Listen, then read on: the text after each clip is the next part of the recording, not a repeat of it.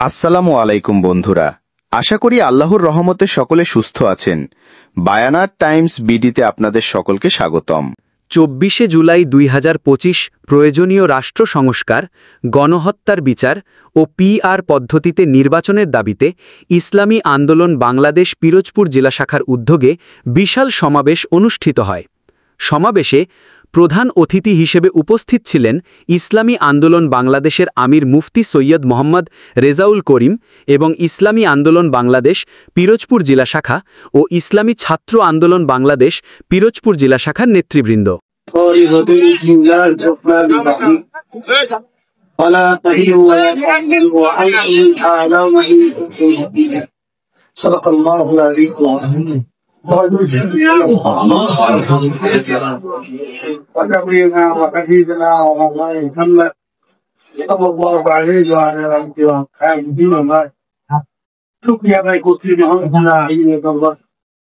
ইসলামী আন্দোলন বাংলাদেশ পিরোজপুর জেলা শাখা থেকে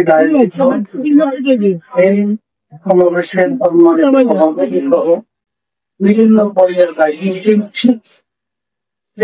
খারাপ খারাপ সকলই মিষ্টি খাওয়ার আশা করা আজকে যে গরম হচ্ছে আপনার সমস্ত কাজকর্ম এই সমাবেশে উপস্থিত হয়েছিলেন।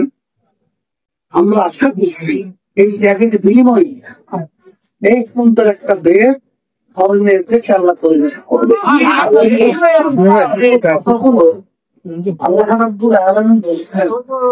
যে জাতি নিজেদের ভাগ্যের পরিবর্তন না করে ওই জাতির ভাগ্যের পরিবর্তন আমি ঘটাই না করি। যারা পরিচালনা করেছি এদের মাধ্যমে আমাদের দেশের মানুষের যে খাওয়া পাওয়া, আমাদের যে আকাঙ্ক্ষা ছিল, বাস্তবে তাদের মাধ্যমে আমরা কিছু পাই নাই, বরঞ্চ আমরা পেয়েছি হাজার হাজার মায়ের হোল সন্তান। আমরা পেয়েছি দেশের টাকা বিদেশে পাচার করে তারা বেগম করা তৈরি বিভিন্ন ধরনের। আমরা পেয়েছি আয়নার ঘরের মতো নির্যাতন করা, যেটা বিরল ইতিহাস। ছোট ছোট সন্তান এবং মানুষ চক্ষু হারিয়েছে, আর কোনদিন আলো মুখ তারা দেখবে না। এখন পরিবর্তনের সময় এসেছে। ৫ই আগস্টের পরে যখন অভ্যুত্থান হলো, এখন কিন্তু পিছনে তাদের পরিচালনা যারা করেছে তাদের মাধ্যমে আমাদের যে আবার দুর্গার হবে, এটা আশা করা আমি গর্ব বোকামি ছাড়া অন্য কোনো কিছু বলা যায়। এরকম করে কিন্তু নতুন ভাবে আমরা কি করে থাকবো। এর জন্য আমি সকল পূজার আহ্বান জানাবো, আসেন আমরা সবাই যদি ভঙ্কর করে দোয়া করতে হবে।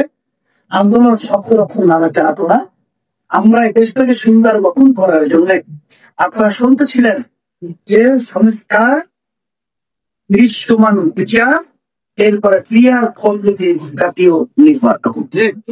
আসলে বাস্তবতা হলো সবাই বুঝেও জানেও সেগুলো দরকার, কিন্তু অনেকে ব্যক্তি দলের ছাত্রের জন্য তারা কিন্তু ভালো জিনিস নেবেন, তারা কিন্তু গ্রহণ করতে চায় না, জলদি করি না।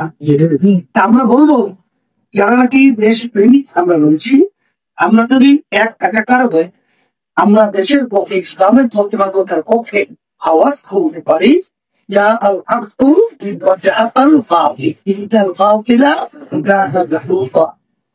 আসবে, দূরীভূত হবে, আলো আসবে, অন্ধকার দূরীভূত হবে। ঠিক আমরা যদি দেশ প্রেমিককে আওয়াজ শুনতে পারি